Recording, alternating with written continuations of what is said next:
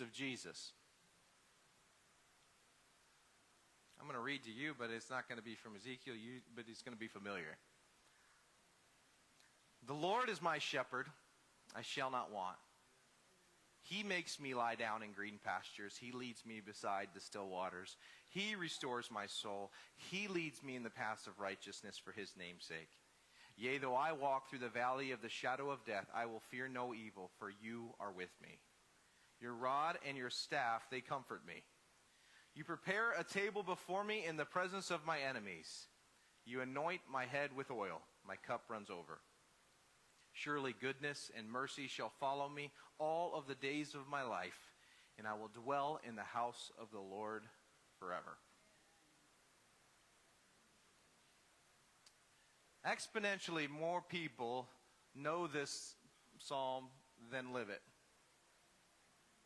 A lot of people know this. A lot of them have memorized this. Very few live it. So today we're going to go into the Lord being our shepherd. 2 weeks ago we looked at him being our source as we asked the question, what are we hungry for? And he said, I am the bread. He fed the, we look at it, we see the numbers of people that he fed when he provided bread, fish and bread, like 4,000. But he said, I feed the individual, the person sitting in your chair. Not just the crowds, not just the multitudes, he feeds us. And last week we looked at how the world has gotten dark. And Jesus steps in and he says, I am the light. What light does for a dark room, he does for us. He does that for our confusion. He does that. He illuminates what's hidden. He exposes it as a great mercy to us. And he shows us what's actually there. So, but bread, it'll satisfy our hunger, and light will show what is there in the darkness, but neither of them stops a wolf.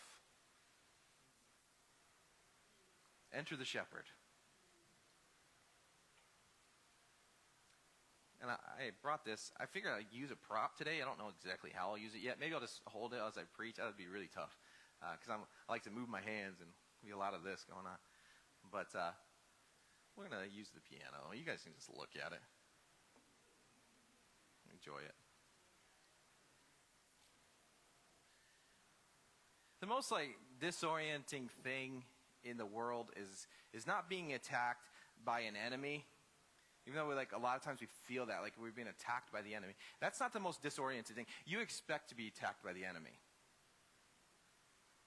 That's not confusion when the enemy attacks. What's disorienting is being abandoned by the shepherd. A parent, your mom or dad,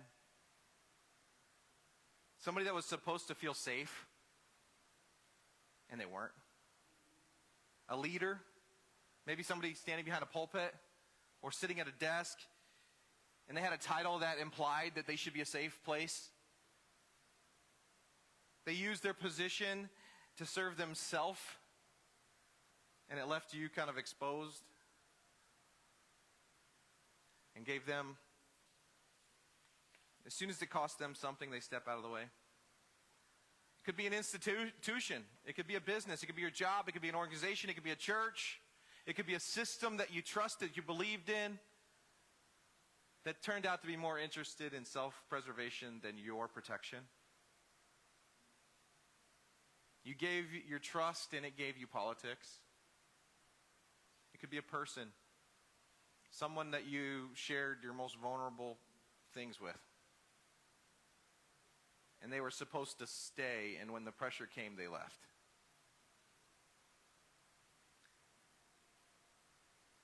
And if any of that feeling is in the room today, and I think it is, I need you to hear this. Jesus saw it coming. It didn't catch him off guard. You got Ezekiel 34 already. Because I want you to see it for yourself. Ezekiel saw it. Zechariah actually told you the price of it. And 500 years after that, Jesus walked in it and went to the temple courts. And he went to the headquarters of the corrupt shepherds. He looked at them in the eye and he said, I am the good shepherd. He wasn't introducing to them this new idea. This isn't the first time they'd heard about the good shepherd. He was fulfilling an ancient promise. Before we go into it, though, today, I want to address something directly that ties from this series directly to Dearborn. This cannot be understated in Dearborn. There's a claim being made when Jesus said, I am the good shepherd. And there's people in our community surrounding us that reject who Jesus is. That Jesus never claimed to be God. You'll hear it all the time. He said, find the place where it says, I am God, worship me. And on the surface, if you look for those exact words in the text, you're going to be like, yeah, they're right. I can't find them in that order. But there's something that objection misunderstands about who Jesus is and how he spoke. He wasn't speaking to 21st century scholars. He wasn't speaking to skeptics. He was speaking to the first century Jews who were scholars, who had memorized the Torah. They knew the words of the prophets and the writings, and from their whole life they'd been committed to memorizing it. He didn't need to say, I am God, in those 3 words. He said it in a language that landed like thunder to everybody, those in the room. When he says, I am, he's using the very divine name of God that God spoke to Moses from the burning bush in Exodus 3 when Moses asked God his name. He said, tell them that I am sent you. Eya Asher Eya, I am who I am. So Jesus took that very name that was given from the burning bush, the name of God, and said it's my name. 7 times in the Gospel of John, Jesus says, I am. I am the bread we studied. I am the light.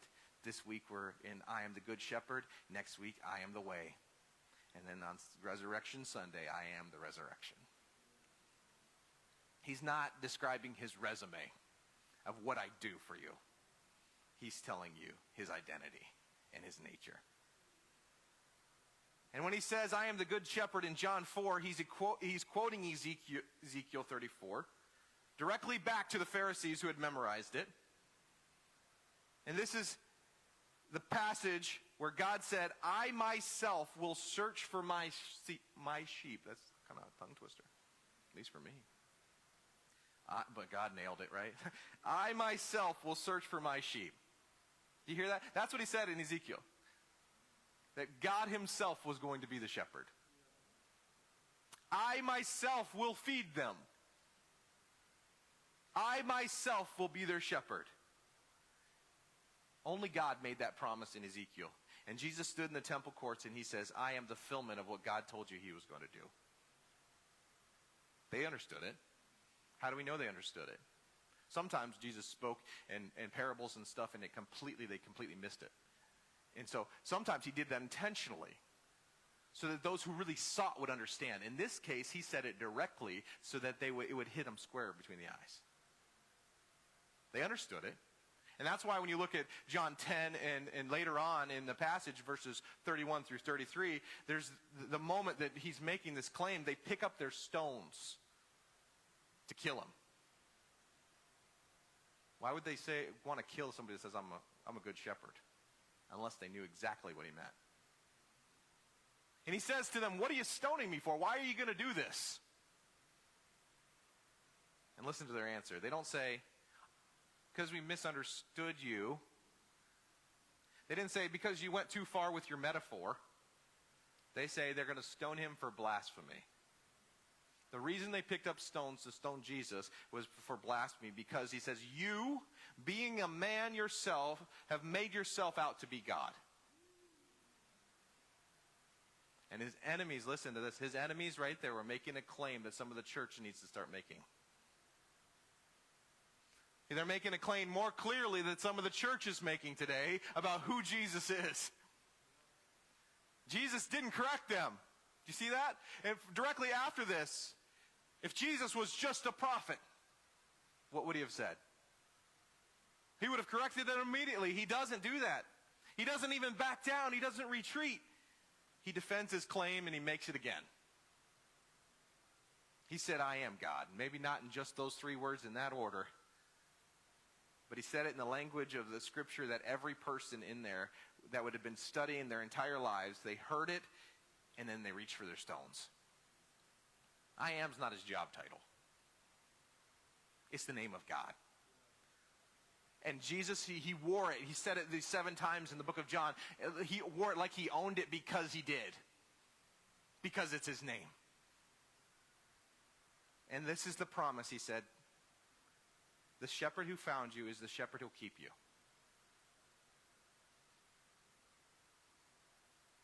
That was the disclaimer before the sermon. I just wanted you to get that. 600 years before Jesus is born. We're going to Ezekiel. You've got it there. You've done patient. God calls Ezekiel to deliver one of the most devastating leadership indictments in all of Scripture.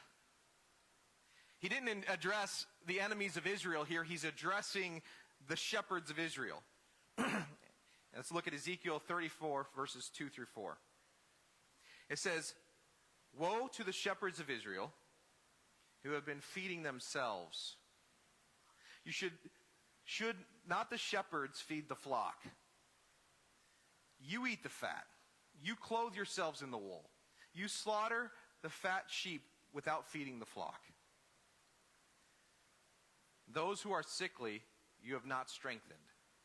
The diseased you have not healed. The broken you have not bound up. The scattered you have not brought back, nor have you sought for the lost. All right, this is Jesus. This is Jesus talking to the religious leaders, and he says, let's look at it. This list that he says, the sickly. Those who are sick, those who are wounded, those who need something, those who need your attention were not strengthened. The diseased were not healed. The broken weren't bound up. The scattered, those who were left, that had left your care, had ran off and been scared, weren't sought after and brought back. And then the lost not sought. That's not unclear. That's not an abstract picture that's being painted for him, right? That's God aiming exactly at their failures and putting his finger right on it. This isn't a picture of a neutral leader that just didn't show up. This is a shepherd who fed himself while the sheep were starving. They had the wool, he had the fat, he had the position, he had the title, and he used it all for himself. And this isn't locked in the past, right? We're looking at this picture from 500, 600 years before Christ, and it's not locked in right there. That didn't stop then. When people are used instead of served, when authority protects itself instead of the vulnerable, and then when those who were supposed to stay in care left because it's cost them something. God named it. God described it. God called it out there. And his response in Ezekiel 34 wasn't silence. It's not even patience with them.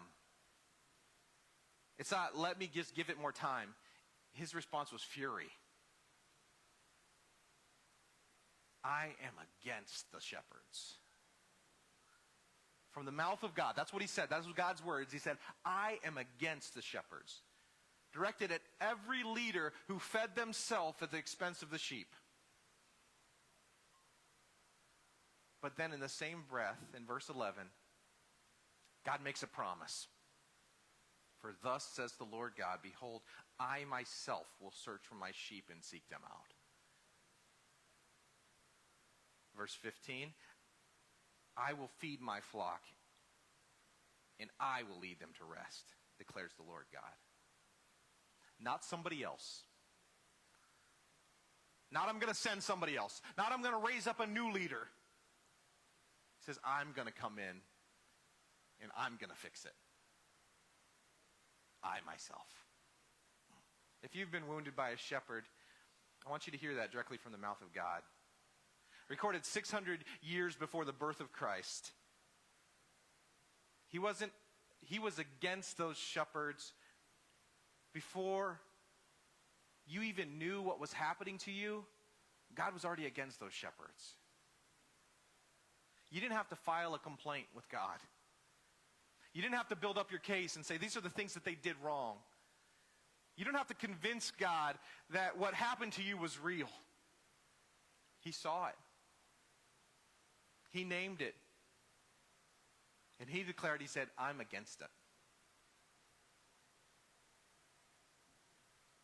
And then he said, I myself will come for you. Let's go to Zechariah. Zechariah verse 10, we used this a little bit in the first sermon. In all of these, we're looking at Zechariah, and we're looking at John, and we're looking at Revelation in all of this series. So we were in Zechariah 10 in week 1, and you remember the rain that was talking about. He'll send rain on the individual. This is really interesting. When you talk about rain a lot, you're talking about what's the rain going to be like in southwest Michigan, right? What's the rain going to be like in this territory? But God is promising a rain on an individual. That's what we learned, that word ish, in week 1 of the study. That he himself is the God of the individual. Well, let's look at verse 2 and 3. Zechariah chapter 10, verse 2 and 3. It says, for the teraphim speak iniquity, and the diviners see lying visions and tell false dreams. They comfort in vain. Therefore the people wander like sheep. They are afflicted because there is no shepherd. My anger is kindled against the shepherds. Zechariah says it that way. He says that the people are wandering, not because God abandoned them, but because their shepherds failed them. And God is angry, and his anger is already kindled against them. But then we have the promise. God himself will visit the flock. He will gather the scattered. And he's going to strengthen the weak. And he's going to bring them home. He's saying the good shepherd is coming. You see that? And this tension kind of building here of both Ezekiel and Zechariah promising that the good shepherd is coming. I myself am going to come and shepherd my people because you are failing. And this is where in Zechariah chapter 11 we get more precise.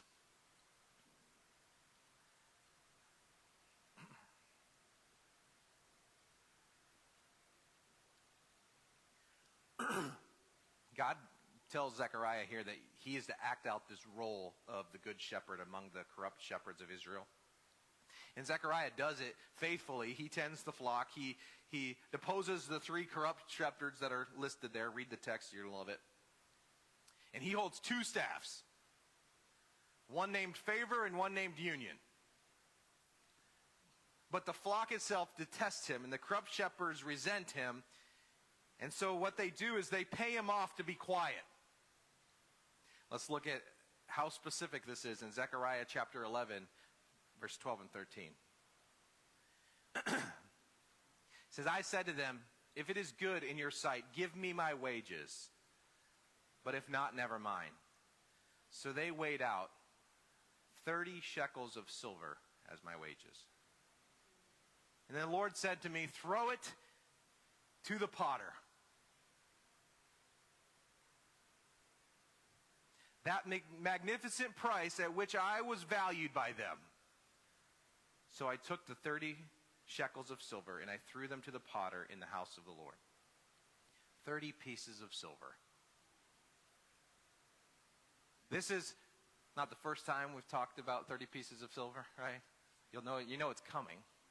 But it already happened. This is the price of a gored slave, somebody that had been killed, a slave that had been killed. This was the price of somebody that had been marred and gored that was a slave.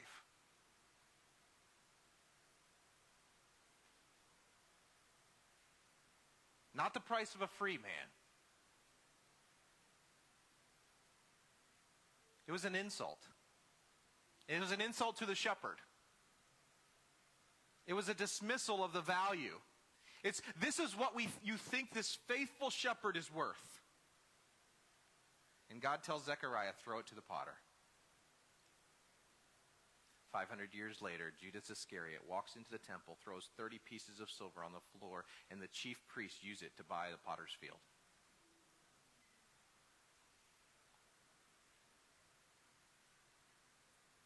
No coincidence. Prophecy. The good shepherd was always going to be rejected. The price was always going to be 30 pieces of silver. This was the price of the shepherd. Long before he was ever born in Bethlehem, the price was already described. John, the book of John, chapter 10.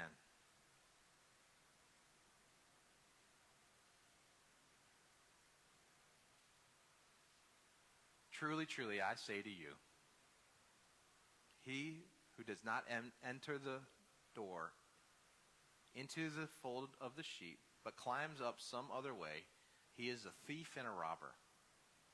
I am the door. If anyone enters through me, he will be saved, and will go in and out and find pasture. Before Jesus calls himself the Good Shepherd, he first calls himself the door. And the order matters. Security is this precondition in our life before anything else. You can't be led and fed until you know you're safe.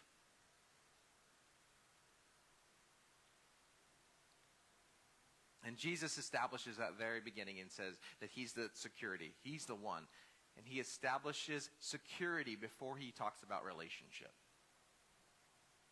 In the first century, when Jesus is drawing this picture of I am the door for the sheep, in the first century, the shepherd would gather the sheep at night into this enclosed stone enclosure with one opening.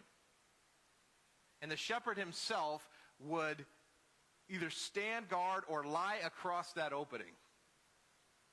His body was the actual doorway to get into where the sheep were kept. Nothing could get in and out without going through him first.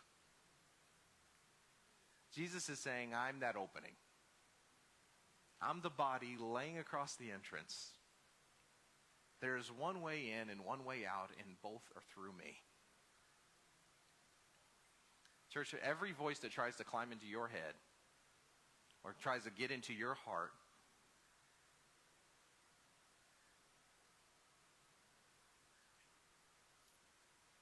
is trying to go around the entrance. Jesus doesn't climb in. He stands at the entrance. And there's this life filter that changes how you process what voices that you actually have to entertain. Jesus has given it to us right here. If it didn't come through him, it doesn't get to speak to you. If it didn't come through that gate, it doesn't get to talk to you. Jesus is the only authorized entry point. Thanks, Andy. Appreciate it.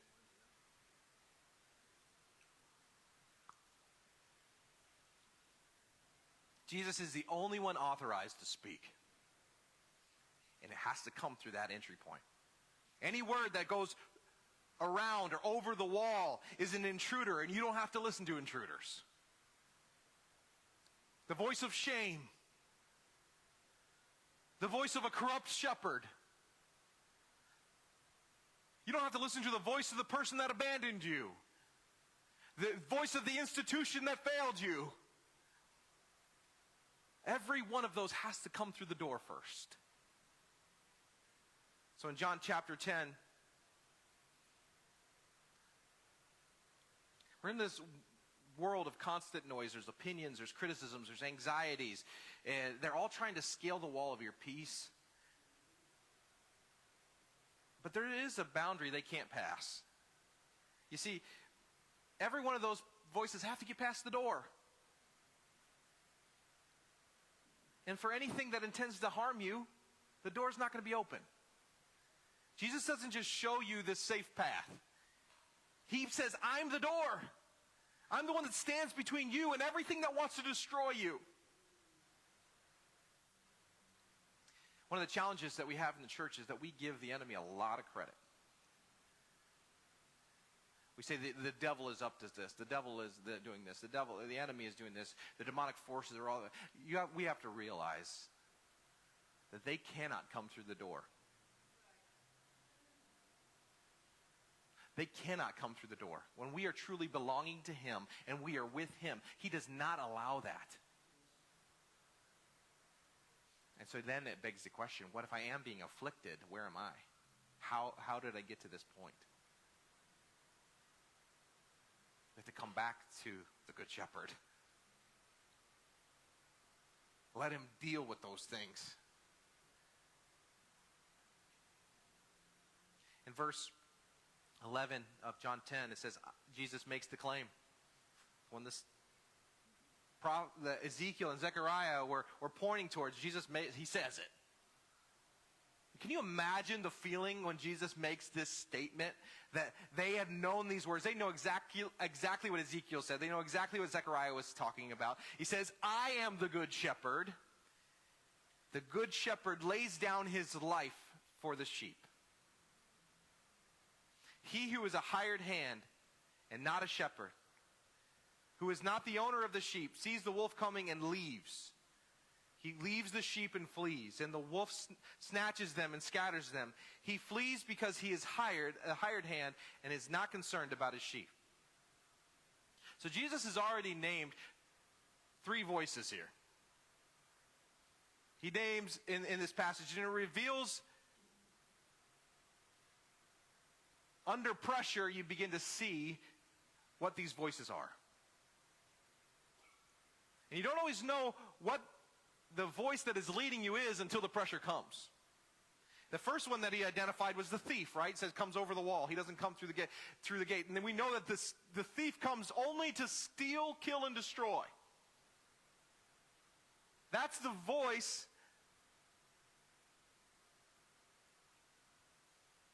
comes to take you and feed itself. That's the thief. The next one is the hired hand. Jesus talks about here. He says, this one stays as long as it's comfortable. This is the voice that abandons you when it begins to cost them something. I didn't sign up for this. Because the stakes are too high. I don't have skin in the game. They pay me an hourly rate. I don't own these sheep. I'm out. I'm not hired as a wolf fighter, right? I'm a sheep tender, not a wolf fighter. And suddenly it's like, it's not worth the risk to me. That's the person that has no skin in the game, that wants all of the benefits that you have to give, but when things get tough, when the cost is too high, they're out. And then there's the third one, the good shepherd, who does the unthinkable. He doesn't just stand at the door. He lays his life down there. To be the door, he laid his life down. Each voice that you hear here reveals its heart. The thief wants your life. The hired hand wants your utility, what you can do for them. And the shepherd actually wants you safe. And he proved it by laying down his own life to secure the entrance. Ownership changes everything. You don't abandon what belongs to you. The hired hand saw a job. And when the wolf comes, he did a little cost-benefit analysis. He said, you're not worth it. But the shepherd didn't see it as a job. He sees it as his own. You're not a project to Jesus. You're a possession. He owns you. He loves you. He desires you. He's responsible for you. because you belong to him. The responsibility goes to him. This is the ultimate comfort for our soul. The shepherd who found you is the shepherd who's keeping you. He didn't pay the highest price possible, his very life, just to leave you unguarded.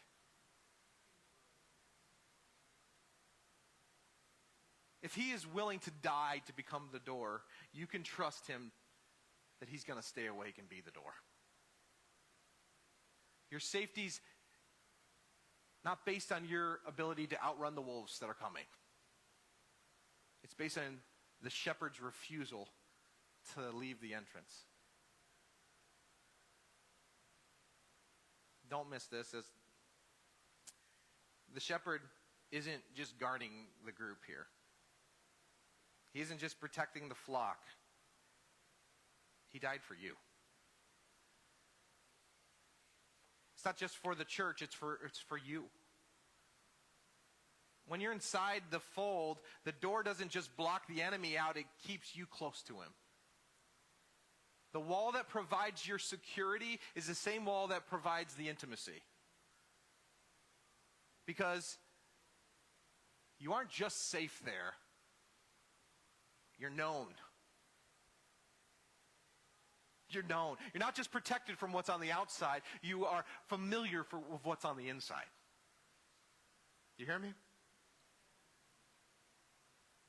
Jesus is going to go on to explain it, so let's read what he says.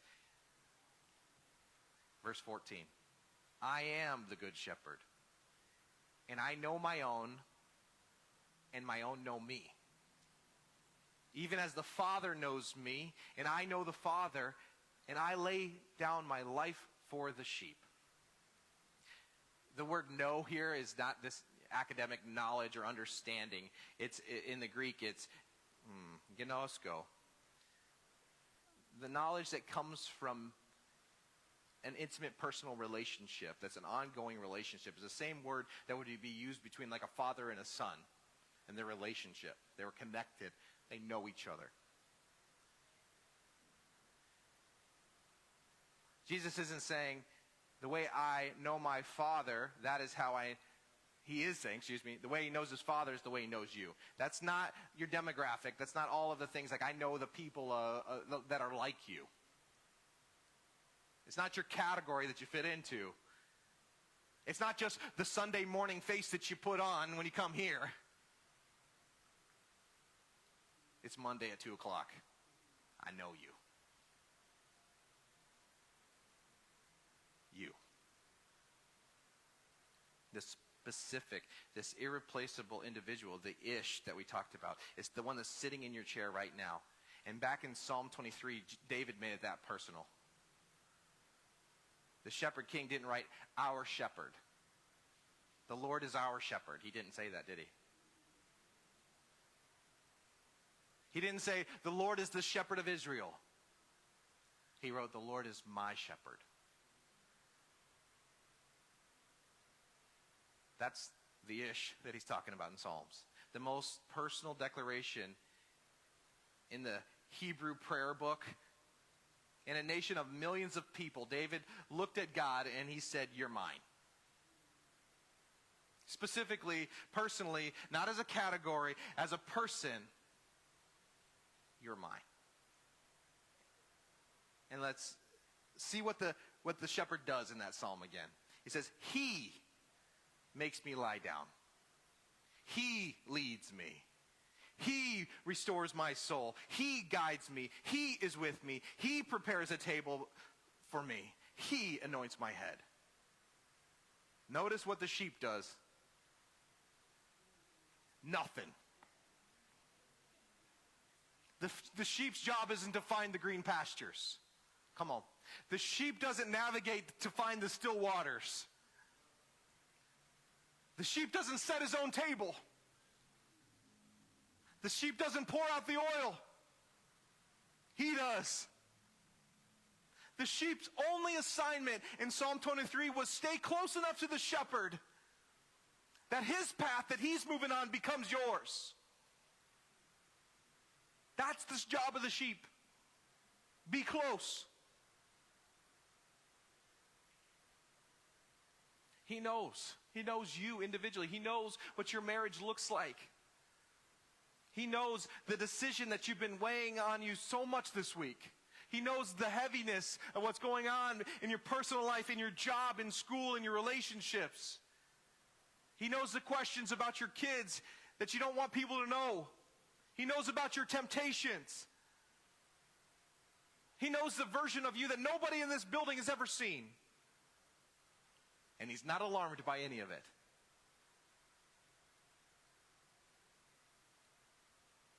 The corrupt shepherds in Ezekiel 34, they knew the wool. And they knew the fat, right? That's what their specialty was. They knew what was on the outside. They knew what a sheep could produce, but they didn't know the sheep.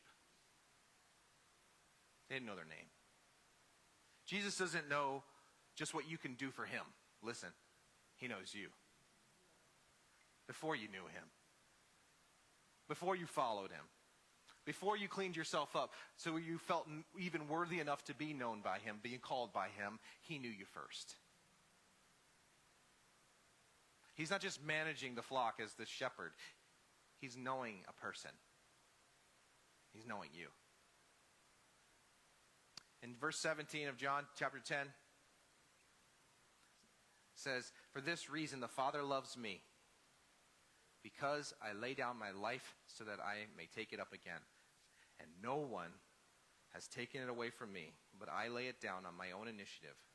I have authority to lay it down, and I have authority to take it up again." Back in Zechariah 11, we saw the 30 pieces of silver, the price of the gored slave.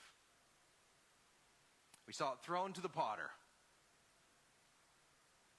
And now listen to what Jesus says. He goes, "No one's taken it away from me." Judas, you might think, blame Judas. Judas didn't take it. Judas didn't. He betrayed me, but he didn't take my life. The corrupt shepherds thought that they were in control of the outcome. Judas thought he was making this transaction. The chief priest thought 30 pieces of silver would be enough to silence this movement, this person, this disruption to their normal. But Jesus said, "You didn't do any of this. I laid it down. And on my own initiative, and on my own authority, I laid it down." And then, as he's saying that, he says, "I'm going to take it up." And he wasn't just saying it in John 10. Back in Zechariah chapter 13, verse 7, 500 years before Gethsemane, before the cross, it says, "Awake, O sword, against my shepherd, against the man who is my associate, declares the Lord of hosts. Strike the shepherd, that the sheep may be scattered." And on the night of his arrest, the night Judas walked into the garden with his soldiers and torches, Jesus gathered his disciples and quoted that verse to them. He said, "You will all fall away because of me tonight, for it is written, I will strike the shepherd and the sheep will be scattered." He walked into Gethsemane. He walked to the cross with those words on his lips. He knew the sword was coming. He knew the disciples were going to scatter. He knew what the next 12 hours of his life were going to look like. And he went anyway. This wasn't a picture of a man being overtaken by events. This is a shepherd with eyes wide open, with a prophecy on his lips, who's walking deliberately towards the cross. Because the sheep on either side of him were worth it. The betrayal didn't just happen to him. He walked into it. It didn't catch him by surprise. He willingly went on behalf of the sheep. This is where that protection that we're talking about, that he's the good shepherd that watches over us, stops being just this concept, but starts being a reality because it becomes the cross. He doesn't just point you towards safety from a distance. He stood between you and everything that was coming to destroy you. all sin and shame that was coming after you, and the punishment of sin that was death itself. He stood in between you and death, and he took it all into his own body personally for you. There was the staff that Zechariah held named Favor was broken when the good shepherd was rejected. But 3 days later, after the cross, Jesus picked it back up again. He says, I have the authority to take it up again. I will show you the way. Jesus said, I am the way through. And then he proved it by walking directly through death and coming out the other side. There's one more thing that Zechariah saw that I don't want you to miss. In chapter 12 and verse 10, Zechariah chapter 12 and verse 10, after the sword strikes, after the sheep scatter, and after the cross, Zechariah 12:10 says, and I will pour out on the house of David and the inhabitants of Jerusalem a spirit of grace and supplication, so that they will look on me whom they have pierced. And they will mourn for him as one mourns for an only son, and they will weep bitterly over him. John quotes this verse at the crucifixion in John 19:37. The soldier pierces Jesus' side with a spear. And John's word said here, it says, this happened so that Scripture would be fulfilled. They will look on the one they have pierced. Zechariah saw this moment 500 years in advance. The flock that would despise the shepherd. The flock that pierced him for 30 pieces of silver. The ones that, when the sword came, that they were scattered and ran away. It says they will look at him and they will finally see what they did, and then they will mourn. What does God pour out in that moment? That moment where they recognize what they've done? He doesn't pour out the judgment. He doesn't pour out condemnation on it. Look at what you've done. Not a big I told you so. Throughout all of the Bible, all of the Scripture, all of these things that have been pointing to me, not you idiots, look at this. He says, I'll pour out a spirit of grace and supplication. The shepherd who was pierced responds to the mourning of the flock with grace. The one who was rejected is the one that is restoring them. This morning, the cries of Zechariah 12 isn't the end of the story that he's telling. He's telling about the doorway that's being opened. Because John sees what's coming after the tears. And that's what we're going to look at next in our passage from Revelation. Revelation chapter 7 and verse 17. This is 600 years after that original prophecy, 30 pieces of silver, after a cross, after the empty tomb. Now we have Revelation. And we have John. And let's see this is what he actually sees. In John 7:17 it says, for the Lamb in the center of the throne will be their shepherd, and he will guide them to springs of living water, and will wipe away every tear from their eyes. The cries of Zechariah 12 turn into the wiping of tears in Revelation 7. The flock that cried, that wept when they finally saw what they had done. God wipes away those tears. The grief of the recognition of their sin becomes their healing and their restoration. And what began with the sword that we read about in Zechariah 13 and the spear in John 19 and ends with the hand of God on his face of his sheep in Revelation 7. Look who's on the throne. Not the corrupt shepherds. Not the ones who took the wool and ate the fat and left the flock to starve. Not the hired hands from John 10, the ones who ran away the moment the wolf showed up. Not the religious establishment that held 30 pieces of silver in their hands and thought that they had bought themselves the control over this controversy and over the story and that they would put it to an end. The one who sat on the throne was the Lamb. The one they rejected was on the throne. The one that they pierced at the wages of a slave is in the center of the kingdom.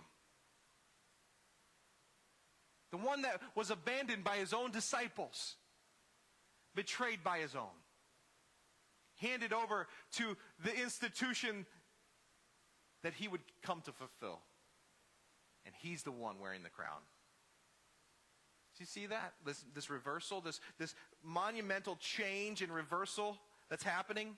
Every corrupt shepherd in Ezekiel was named. Where are they now? Every hired hand that ran away, where are they at? Every religious leader who reached for the stones when Jesus said, I am the good shepherd, where are they? The Lamb's on the throne right now, and he is still shepherding. It says he will guide them into springs of living water, the water of life. That's still waters. That's green pastures. What David wrote poetically, John is seeing physically. This longing that David had for the shepherd king who had seen both the valley and the table, the valley, the persecution, the table, the blessing. John saw it in reality. What David experiences were just glimpses. John saw the fullness. Revelation shows us what that table looks like. It looks like the Lamb on the throne, leading his people to the water and wiping away every tear from their eye. God himself, the one who will take care of you. Your hunger, satisfied. Your thirst, quenched.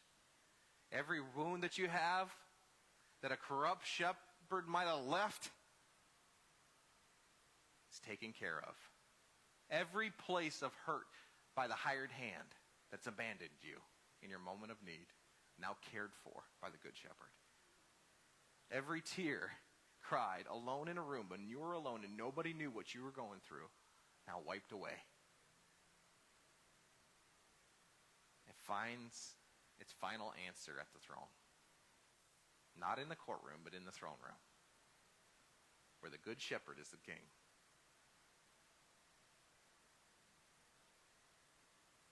The shepherd found you is the shepherd who keeps you. All the way to the throne, he's the one that keeps you. We've named a lot of the failed shepherds this morning. We talked about, maybe it's parents, or maybe it's an institution, maybe it's pastor itself, maybe there's a loved one, somebody you entrusted. People who were supposed to stay and didn't. And God's anger against the leaders of Israel was real. His promise, I will come myself, is real, right? The wounds that they created in people, the reason they were scattered was, it says, because of the shepherds that they were scattered. That's real. And I want to pivot in a minute, but I don't want to minimize them or rush past them. But I want to tell you what I've noticed in my own life. The corrupt shepherd that I've given the most access to wasn't an institution. The corrupt shepherd that I've given the most access to wasn't a religious leader. It wasn't my parents. It was a voice inside myself that said, I'll handle this one.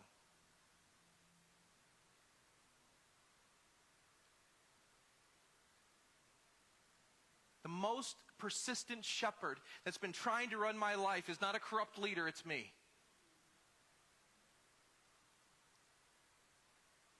I'm the one who breaks in through the back door. When the front door is Jesus, I'm the one who grabs the staff and says, I got this, I'll handle it myself. I'm the one that looks at the path that the shepherd is taking And I start negotiating and saying, let's go a different way.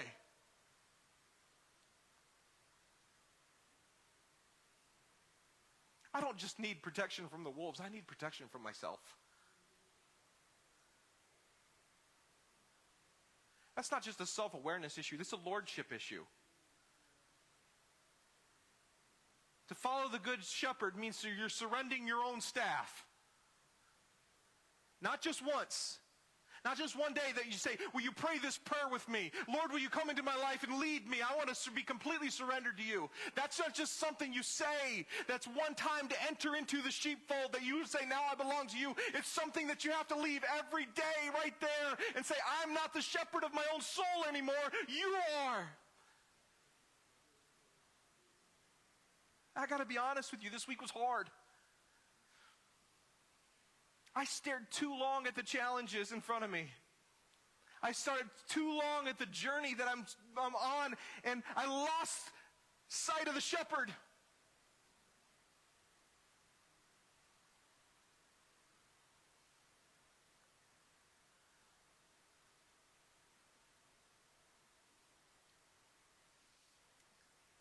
The Lord is my shepherd, I shall not want.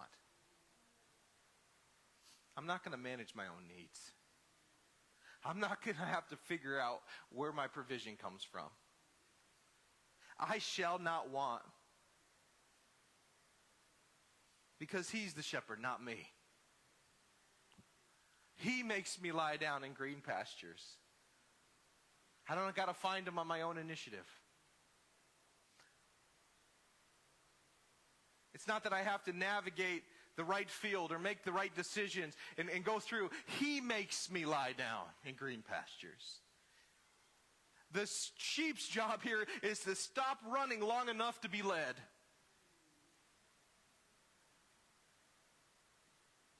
He leads me beside the still waters. He restores my soul. Both lead and restore belong to him. The sheep don't lead to still waters. The sheep doesn't restore its own soul. You cannot shepherd yourself back to life. And you weren't designed to. And even though I walk through the valley of the shadow of death, I will fear no evil, for you are with me. It's not that we got to avoid the valleys. It's not that we got to get away from the problems. It's not that the storms we need to run away from. It's not that you need to find a safer route through it. It's that you need to know that the shepherd who is with you is there in the moment when you're in the valleys or you're on the hill. He is the one that is with you. He promises, I will be with you. I will never leave you or forsake you. It's not, Lord, would you?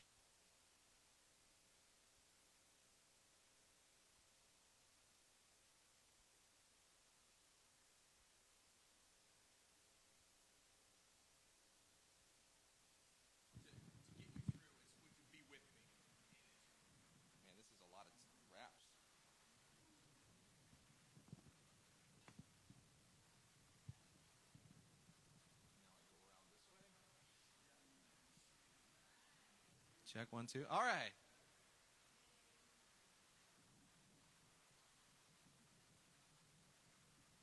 Then it says, your rod and your staff, they comfort me. The rod and the staff are the shepherds. They're his instruments that are going to protect me. They're his instruments that are going to give us the guidance. Not the sheep's. David here, as he writes this, he's saying, I'm not holding the staff. I'm being guided by it. This is what surrender looks like. This isn't weakness. This is not being passive. Do you hear me? It can sometimes feel like you're just being passive, saying, I don't have to take care of this. God is going to take care of this. And so, let me speak to men for a second. So often we're told, man up, take responsibility, take charge, run, find the direction, go get it, provide, be the provider, right? How hard is it then to say, God, I surrender all of that pressure that people have put on me and say, I am not actually the provider, you are. I'm actually not supposed to figure out the way, you're supposed to lead me. I don't have to know all the answers. I just have to know the one that's keeping me. This isn't weakness. This isn't giving up. This is the most powerful position that you can be in. Is walking so close to the shepherd that his path becomes your path. His protection becomes your protection. His rod and his staff begin to comfort you and guide you.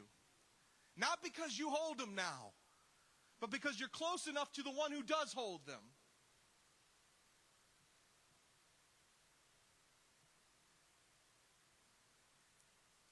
Stop shepherding your own soul. Surrender the staff. Let him lead. He's not waiting, though, for you to become a better sheep before he's willing to lead you. He's not waiting for you to have your whole life together. He's not waiting for you to prove you can handle the path before he starts to lead you. He's the shepherd. You're the sheep. And that's the safest arrangement in the universe. Whose hand's on the staff in your life? Right now, if you ask yourself that question, whose hand is on the staff that's comforting and protecting me? Who am I trusting? Am I holding it or is he? Whose voice am I listening to? Is it the thief? Is it the hired hand? Or is it the good shepherd? The one who actually laid his life down for me. If you hear voices that say, I'm inadequate, guess who that is? One who came to steal, kill, and destroy.